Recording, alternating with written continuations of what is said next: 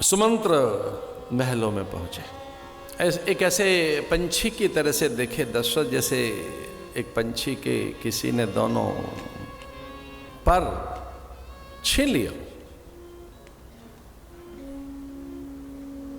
प्राणहीन काया जैसी नदी है, उसमें जल नहीं। सूर्य है तो जैसे मानो राहु ने उसे ग्रसित कर लिया। राजा का वो जो दीप्ति नवलता, राजा का जो तेज, जैसे मानो राहु ने ग्रहण कर लिया। राम राम कहते हुए दशरथ राम राम रट बिकल बिहार। राम राम रटते हुए उन्होंने कहा कि बस राम। अब उस मंत्र को क्या बताएं। राम तक पहुंचे सुमंत्र। अभी ये कौशल्या को नहीं पता, यह दृश्य सुमित्रा नहीं जानते, लखन अभी अनभिज्ञ हैं इस बात से, सीता को पता नहीं, पूरी अयोध्या अभी अपरिचित है। राम को ले आए। राम ने देखा पिता विकल हैं, व्याकुल हैं, पीड़ित है, अत्यंत क्षुब्ध है, मुख मलिन है, और हाँ वो देख नहीं रहे हैं। राम ने देखा कि मेरी ओर पिता देख नहीं रहे, वो मुझसे नेत्र नहीं मिला पा रहे। पूछा था राम ने, माँ मेरे पिता इतने व्यथित, चिंतित, दुखित, आहत, क्षुब्ध, इनका सूर्य जैसा मुख म्लान है, ये मेरी ओर देख क्यों नहीं रहे? इनको रोग हुआ क्या? मेरे पिता से हुआ क्या है? इन्हें कष्ट क्या है? कौन है वो अपराधी जिसने पिता को दुख दिया? कौन है जिसके कारण मेरे पिता इतने आहत हैं? मां है क्या? कारण क्या है? किस कारण मेरे पिता रोगी हैं, आहत हैं, अश्रु बहा रहे हैं, मुझे देख नहीं रहे?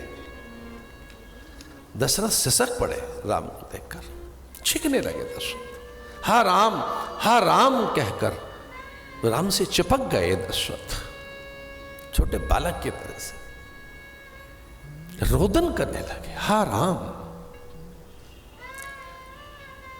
बड़ा कठिन हो गया राम को अपने पिता को संभालना।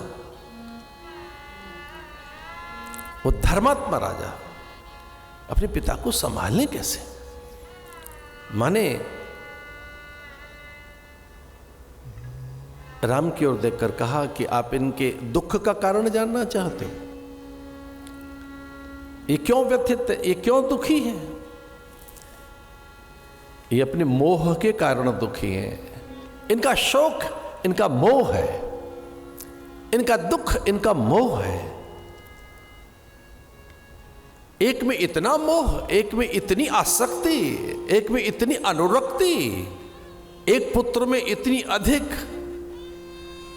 इनकी मति में स्वार्थ। तेरे पिता स्वार्थ के कारण दुखी है, ये लोभ के कारण दुखी। आदमी लोभ के कारण रोता है, स्वार्थ के कारण रोता है, मोह के कारण रोता है। तेरे पिता के भीतर कितना मोह है, कितना लोभ है, कितनी आसक्ति है। ये जो शोक दिख रहा है तेरे पिता के पास, इसका एक ही कारण है, मोह। तो पूछा राम ने, मां किसके प्रति मोह?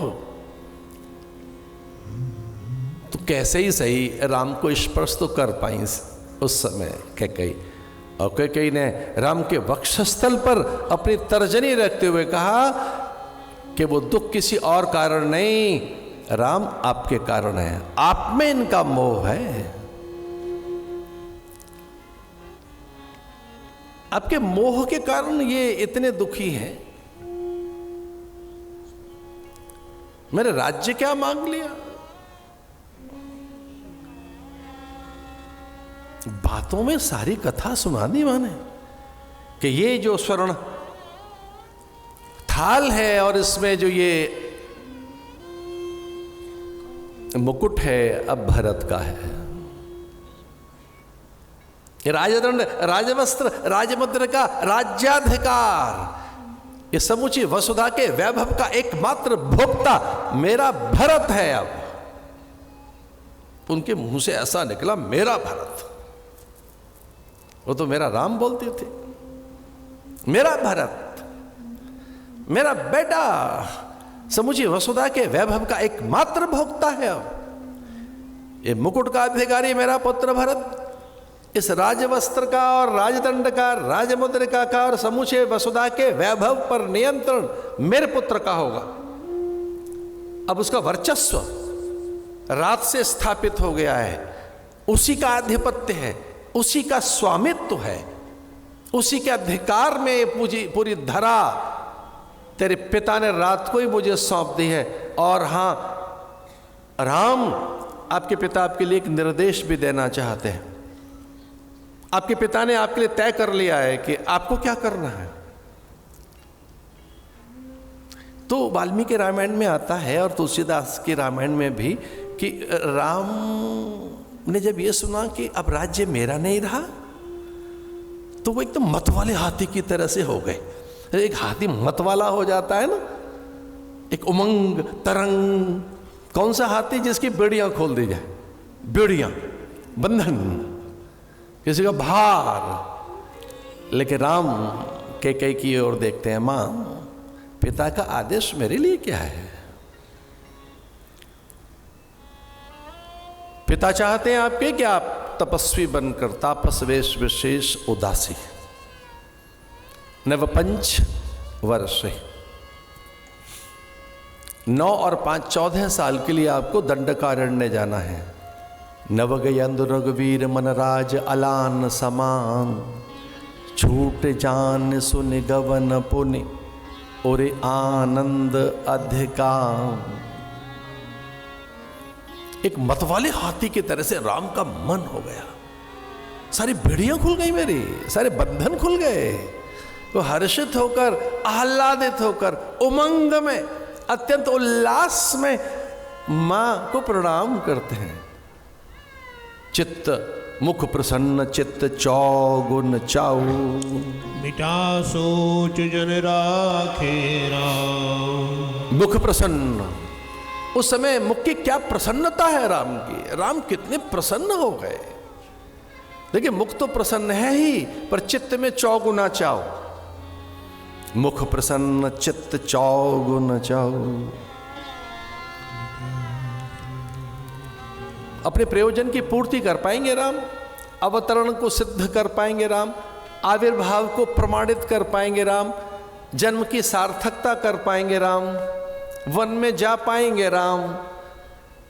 और वह जो है अभिमानी निशाचर, जिसके दमन, अत्याचार, अनीति और शोषण से समूची धरा या अवनी अत्यंत त्रस्त है, ऐसी उस नैसाचरी जाति के स्वामी रावण से इस धरा को मुक्त कर पाएंगे राम। वो झूठे बेर खाते हुए शबरी के हनुमान से मिल पाएंगे राम। इसलिए क्या कर रहे हैं वो, चित्त चौगुन चाओ। उन्हें लगा एक बार पिता के चरणों में सर रख देना चाहिए। इतने उत्फुल्लित हैं, आह्लादित हैं, आनंदित हैं, इतने चहके हुए हैं राम, और कृतज्ञता के भाव हैं मां के प्रति, और बार बार नेत्रों से प्रणाम कर रहे हैं, मां तू धन्य है, धन्य है मां, तू धन्य है, सारे मेरे कार्य सिद्ध कर दिए। पिता को प्रणाम किया और वो लगभग बिलखने लगे, रुक राम, ठहर राम। ऐसे शीश झुकाकर निकले, और अब राम को यह तय करना है कि जाएं कहां, किस दिशा में निकलूं, कहां निकलूं, पहले किधर जाऊं, कौन से मार्ग से निकलूं। अब राम निष्कंटक हैं पिता की आज्ञा का पालन करने के लिए।